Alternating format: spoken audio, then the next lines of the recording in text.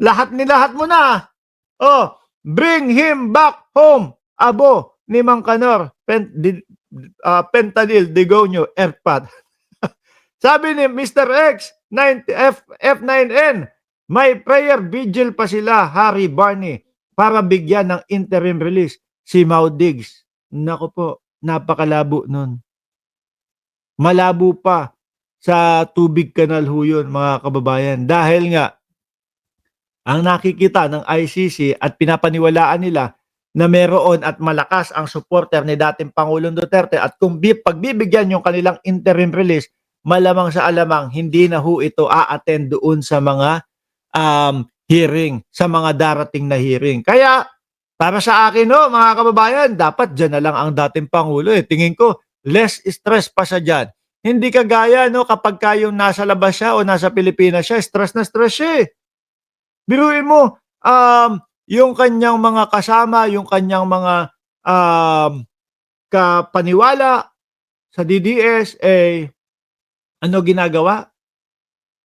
Tara dito, dating Pangulo, halika dito, punta tayo, mag-election tayo dito, dating Pangulo, puntahan natin. Pagod pa siya pag nasa labas ho, mga kababayan eh. Di ba? Pagod pa siya. Speaking of Harry Roque, mga bossing, ayan niya, ang sabi ni Mr. X, may prayer, vigil pa sila, Harry Barney, para bigyan ng interim release si Mau Diggs daw ho, o si dating Pangulong Duterte. Roque, ewan ko kung makakatulog ka nito. Dahil ang balita dito, kanselado na daw yung passport mo. Kanselado na daw ho ang pasaporte ni Harry Roque, mga kababayan. Ayan, balita ng Abante. Alam nyo kung bakit ko laging ginagamit yung mga news ng mga totoong mga media? Wala po tayong, oy, ayon sa puting ahas, ayon po sa puting ano, ayon sa ganito, wala po tayong ganito. Kasi sinisigurado ho natin, mga kababayan na sinisigurado natin na totoo yung ating re-reactionan, na totoo yung ating pagkukuhanan ng balita. Hindi kagaya ng mga DDS, mga boss. Mga DDS, wala naman yan. Galing sa puting ahas, galing sa puting ganito. Si Duterte hinimatay na daw. Ayun, fake news ang labas. Wala tayong ganon, no? Eto, sigurado, 100%, kanselado na ang pasaporte ni na Harry Roque, Catherine Cassandra Leong, Ronelyn Baterna, Dennis Cunanan. Aray ko po, bes. No, talagang talagang dikit na dikit siya kay Cassandra Leong, mga bossing. Kung ano yung hatol kay Cassandra Leong, yun din po, mga kababayan, yung inihahatol kay Harry Roque. Si Cassandra Leong, nagtatago na. Ano po ang kinakaharap? Parehas po nung kay Alice Guo. Na human trafficking. Ano kay Roque? Ganun din po. Human trafficking din po, mga kababayan. Aray. Wala na ito. Dead end na si Roque dito, mga bossing. Kung sakali man na lumabas kung sakali man na lumabas yung asylum ni Roque, mga boss G Pamuser, at na-deny, wala nang paglalagyan to, kundi uuwi ng Pilipinas. Hindi na po makaka-exit kahit saan man. Yung Cassandra Leong din, at ewan ko, baka mamaya yung Cassandra Leong, madaming peking passport yan. Di ba? Sabi ni Boy Boto, 2 weeks na lang, may bago na tayong presidente. Anak ng tinapa na naman yan, Uy, linggo-linggo nyo na sinasabi yan, No, hindi ba kayo nagsasawa? Kada linggo nakikita namin yan, may bagong presidente, may bagong presidente. Di ba? Nakailang rally na kayo. Yung una, September 21 rally. Ano ba naman yun? September 21 rally nung una. Meron pang pawasak-wasak, street light. Gagayahin daw po yung Nepal. No? Ang naniniwala dyan, yung mga patay gutom na mga DDS na lang. Di ba? Yan na lang yung mga umaasa. Tsaka yung mga nasasangkot doon sa flood control, sa mga ghost project, yun na lang ang umaasa sa ganyan. Biruin mo, 2 taon na yan. Rally! Putragis na yan. Ang presidente pa din hanggang ngayon. Si Bongbong Marcos.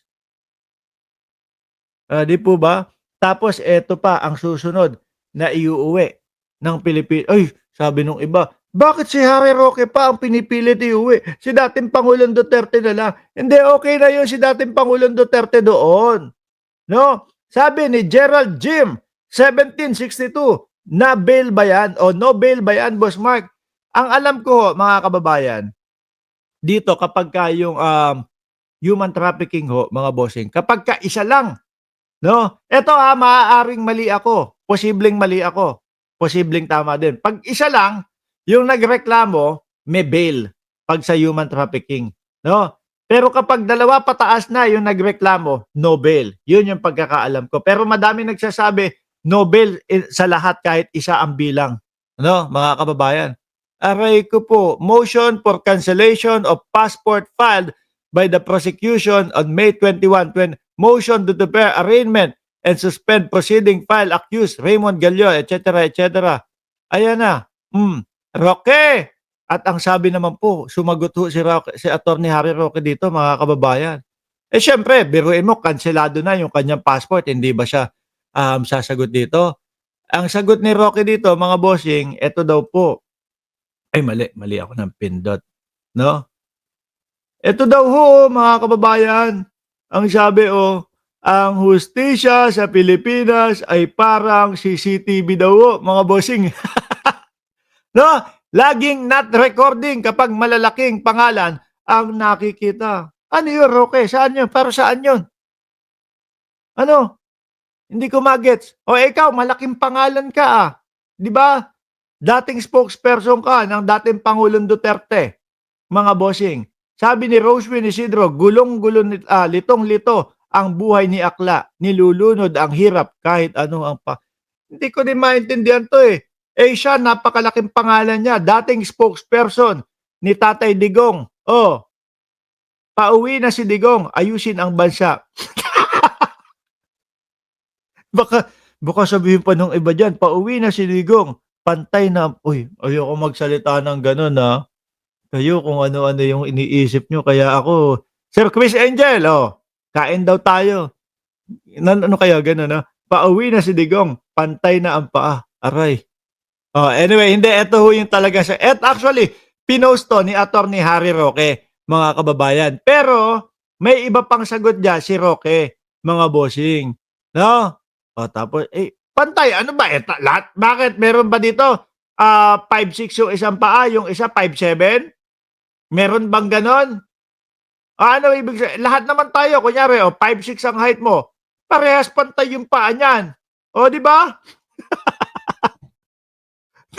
Di ba? Mga kababayan, hindi ko naman sinabi yung kagaya ng sinasabi ni Marinjo na nakalagay sa kabaong. Ang sabi ko, pantay ang paa. Lahat tayo pantay ang paa. Unless kung ang isang paa mo 5'6", yung isang paa mo 5'7".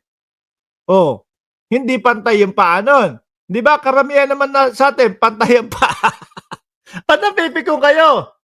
Kayo ang hina-hina nyo talaga. Di ba?